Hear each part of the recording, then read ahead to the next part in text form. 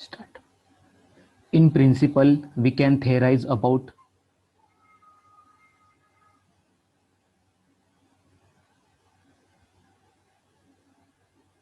another person's experience because there is a space within that experience that is not related to the experiencer. For example, consider the element of operation which a Dalit experiences. The Dalit who experiences operation legitimately on that experience of operation.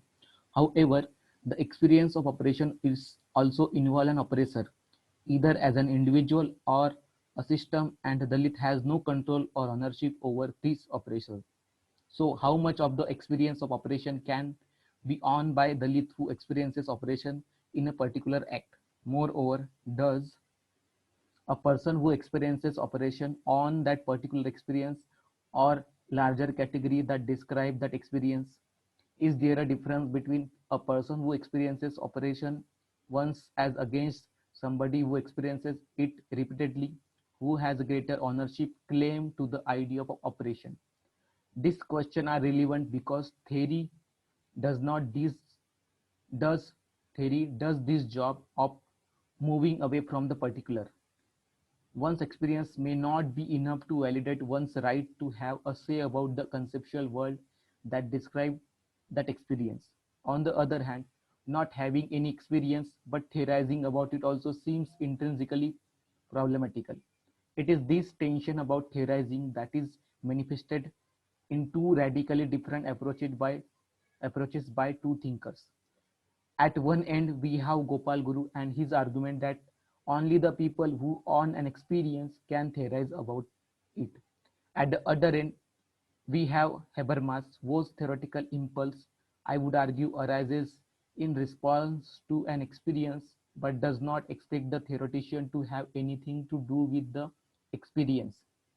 Interestingly, one can see a parallel in the different modes by which the Greeks and the modern West and the Indians formulated logic.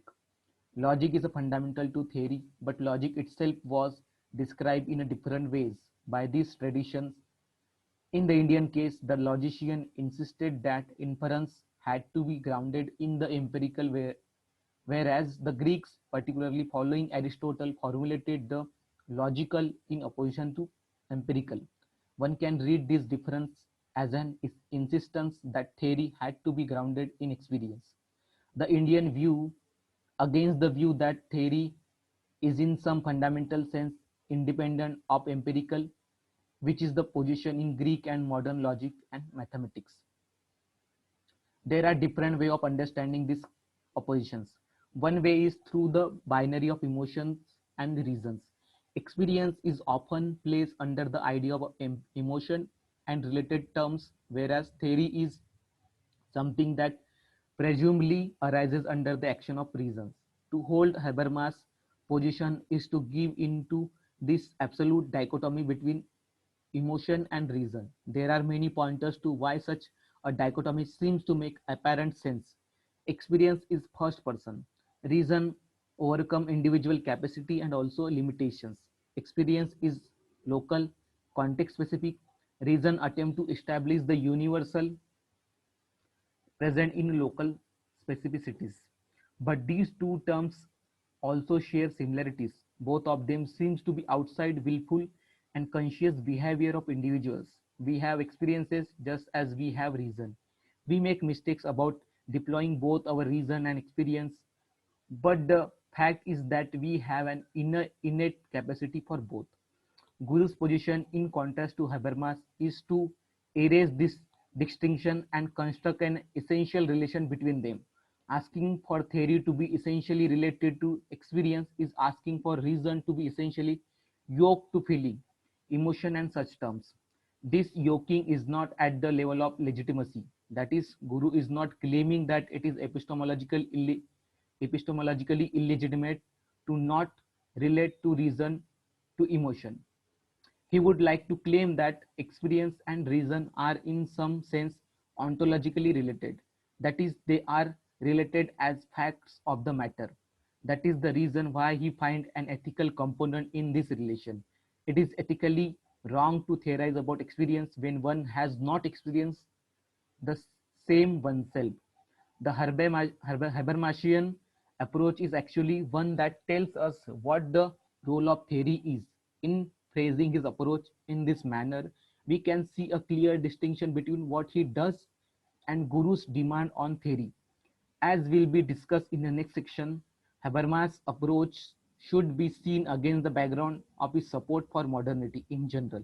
It should also be placed against the historical trajectory and in particular to his response to German fascism theory as distributing guilt, Habermas and the public sphere.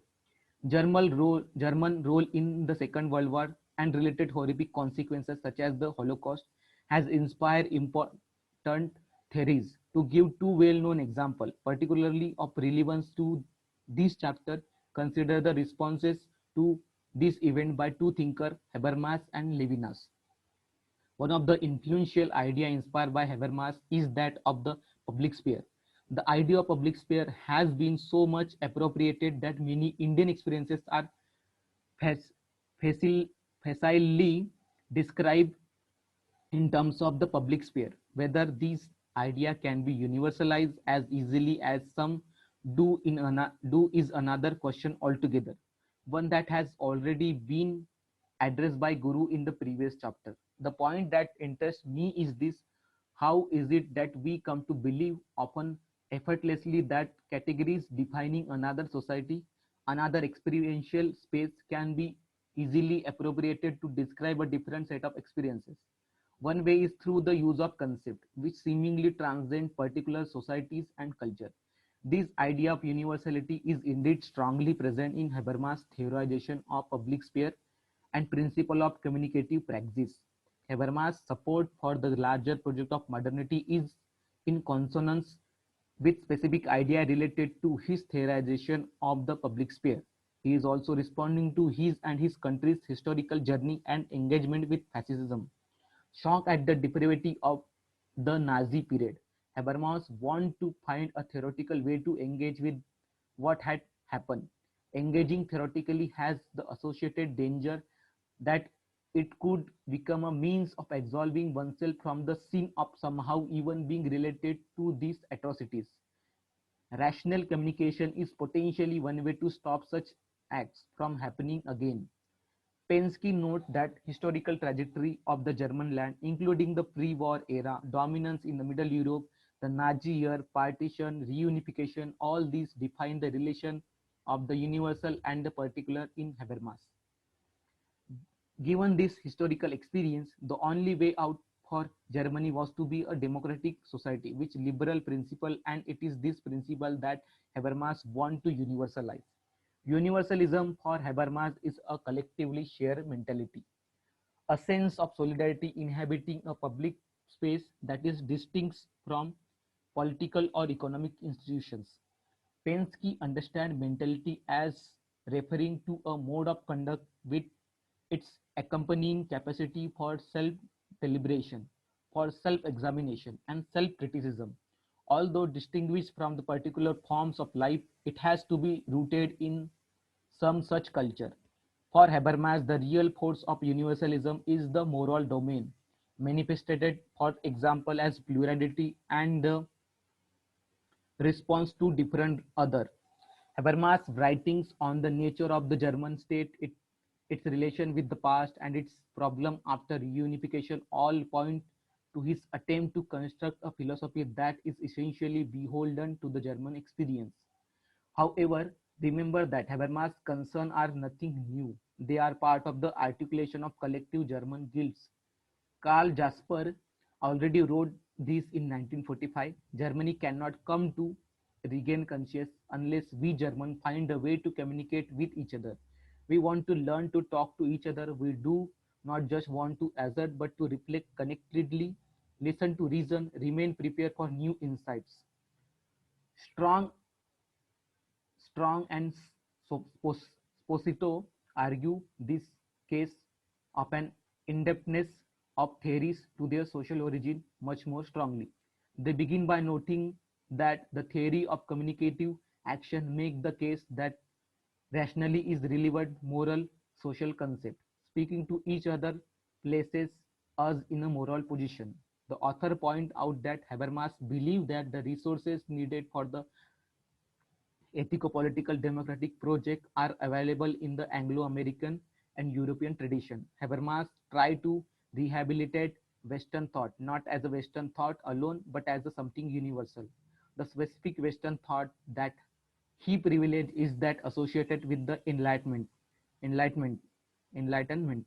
Universalization displaces Enlightenment thought from its specific European origin and becomes a model for other culture and societies displaced both spatially and temporally from Europe. But why is it important to preserve and continue the Enlightenment? Strong and Sposito suggest that it is largely because of the politics of Europe, which included the specific German experience with fascism. The author notes that although the early Habermas does not view even a thinker like Nietzsche as a dangerous. In later works, he attacked Nietzsche, Derrida, and Heidegger as being politically dangerous. An important reason for such a shift is the growth of neo-fascism in Germany. His attack on the postmoderns is fueled by his reaction to the Nazi rule. The Nazi experience makes it not only possible but necessary to think in a universalist terms. Thus, for Habermas, the fact of Nazism means that we must think in universalistic ethico-political terms as long as we remember the fact of Nazism. Habermas write in terms of the we and our, but who is this we? Strong and Sposito suggest that in the use of the we, Habermas is suggesting that because of their historical experiences, Germans now carry the world historical burden of the universal. What is the relation between theorizing and the creation of such universalities from the specific German experience? Under what condition can those in a different society accept such universal categories that arise from specific experiences? What exactly is Habermas doing in creating theory as a response to certain social events? I suggest that what he is doing is using theory as an agent to distribute guilt. Theory does this very effectively in many ways. Depersonalizing traumatic events, creating new category to place these events in, creating explanatory structure as a part of its structure, abstracting concept and idea that then simulate universality and so on. Habermas could have responded to the Nazi experience in many different ways. But as far as he uses theory to respond to it, he is deploying theory for a particular purpose, that of distributing his guilt among others. His guilt is phrased in terms such as abhorrence of the Nazi experience, fear that neo-Nazism is arising, and so on. But in effect, theory, in the way he construe it, function as a distributor of guilt, just as much as the German now carrying the world historical burden of the universal. It is theory that carry the guilt of the inhuman act of culture. When others participate in such a theory, they dilute individual sense of guilt for those somehow associated with guilt inducing action. Universalization is the ultimate dilution dilution of guilt. Guru's trenchant criticism in the earlier chapter of the attempt by non-Dalit to theorize the operation of Dalit can also be seen as an example where theory is used by dominant and forward caste to distribute their guilt.